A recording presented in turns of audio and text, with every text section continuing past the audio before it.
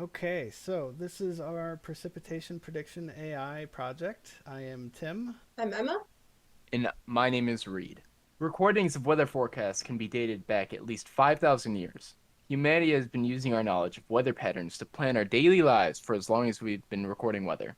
Our project is to predict whether or not the accumulated precipitation exceeds a set threshold for a given day based on previous day's weather data, with the goal of being able to accomplish a minimum of 71% accuracy. Our precipitation AI would assist citizens in their ability to travel safely, whether that be avoiding floods, knowing if train and plane transport would be a reasonable mode of transportation on any particular day, or if the plows will be able to make their rounds. Farmers could benefit from knowing ahead of time if they will need to perform additional watering on a given day. It's also important for environmental conservation to be able to track and predict watershed patterns. The benefit our project brings to the field of AI is providing a framework for which any data can be morphed into many expressions and tested on many AI algorithms. This could be a good starting point for a new project to figure out the best expression in AI to pursue. All of the different data expressions are used as pellets, made with different normalization methods, different thresholds, and different data sources. These data pellets are quote unquote shot at our field of AI targets and evaluated. The AI we have chosen for this project are listed here. Between the three different methods we use to express our data, we create 30 unique data sets. Two sets of data sources times three normalization methods times five thresholds. The asterisk on each section represents the data set that got us to the best accuracy. Each location has the following numeric features: temperature, dew point, humidity, wind direction and speed, air pressure at Rochester's elevation, air pressure at sea level, visibility, and for each location there's also the binary class of rain today, which is based on previously established thresholds. The thresholds were decided through research on what a meaningful threshold of precipitation is, and that is very dependent on location and season. Here's a line graph of 10 years of precipitation accumulation. The red line shows a threshold of 2 inches that was used for one of our 2 class thresholds and one of the boundaries for our 3 class threshold. You can see an interesting uptick in precipitation accumulation around 2016. This could be climate change in action, but it could also be a change in sensor technology. Here we can see the features for Rochester's data. There are some with clear linear correlations, such as the two features with air pressure, as well as the correlation between temperature and dew point. These observations hold with what we know of weather. Specifically, the heat index is a calculation that is commonly calculated from temperature and dew point.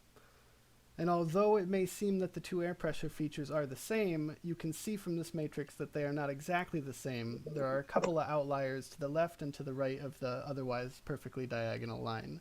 It is for this reason that we decided to keep both of those features.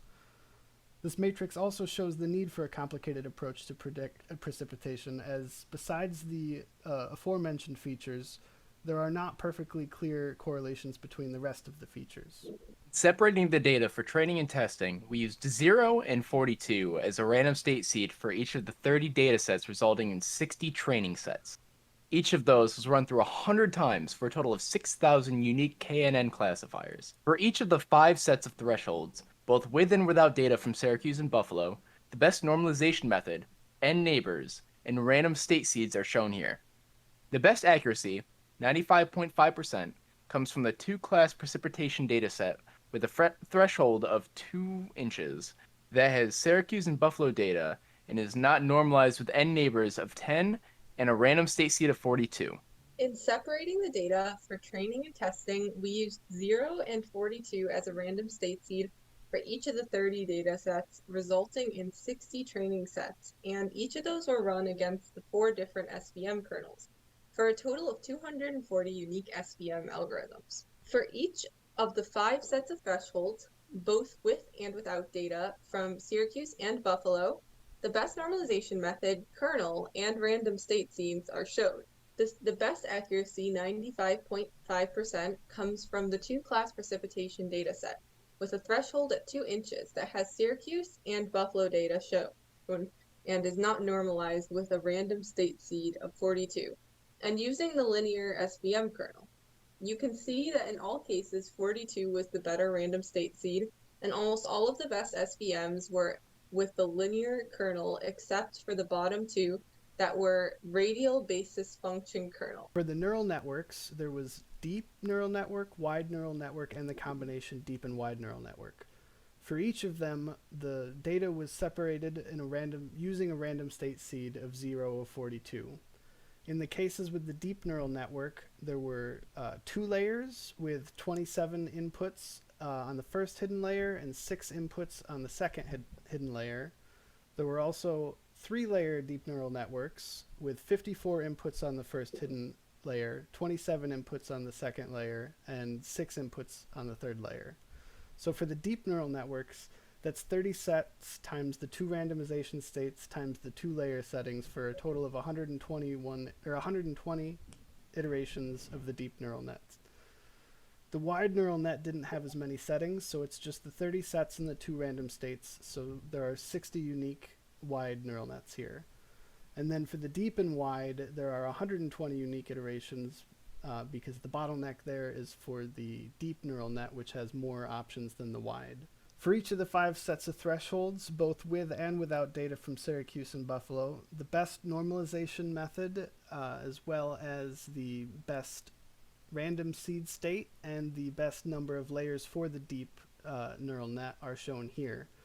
The best accuracy shown here comes from the data set that has both Syracuse and Buffalo along with Rochester's data, and it has the precipitation set in 2 classes with a 2-inch threshold. The normalization was the z-score, the random state seed was 42, and the number of hidden layers for the deep network was 3. For the wide network, there were, as mentioned before, there was less options. So the highest accuracy here was also 95.5%, and that comes from the data set that has Rochester, Buffalo, and Syracuse. The precipitation is set into 2 classes with the threshold set at 2 inches, and this one was normalized with the min-max, and its random state seed is 42. And for the combination deep and wide network, it was the original data that had Rochester, Syracuse, and Buffalo.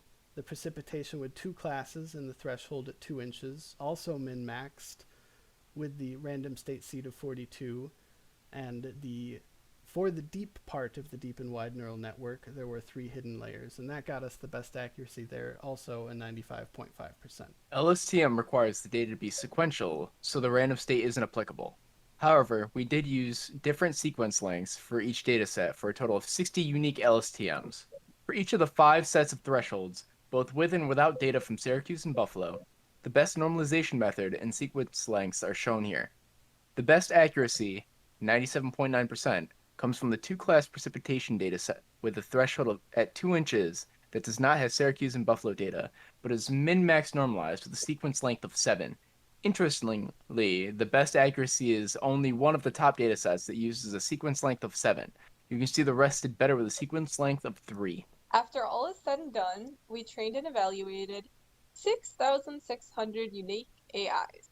The LSTM AI came out with the highest accuracy.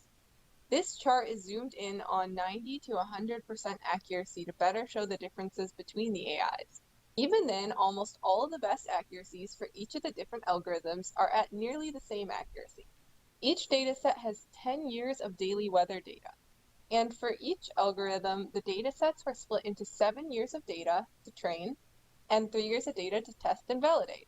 Some algorithms had their own methods for calculating accuracy, that being deep neural network, wide neural network, deep wide neural network, and LSTM. SVM and KNN did not have their own, so we used the predictions from the test data and used the classification report from sklearn to compare the predicted and known classes. So some of the things, shortcomings and things that could be done differently for our project, or more specifically difficulties that we had run into as well, is that when we had originally obtained the data, the hourly data, there were many rows that had missing data, which led us to the need to crunch the data from hourly to daily, and that removed a lot of our missing info. Several weeks into the project, we determined that some of the visibility features had bad data with noted measurements of negative 99 miles, which we know is not possible. So we had to go back and fix some of the data.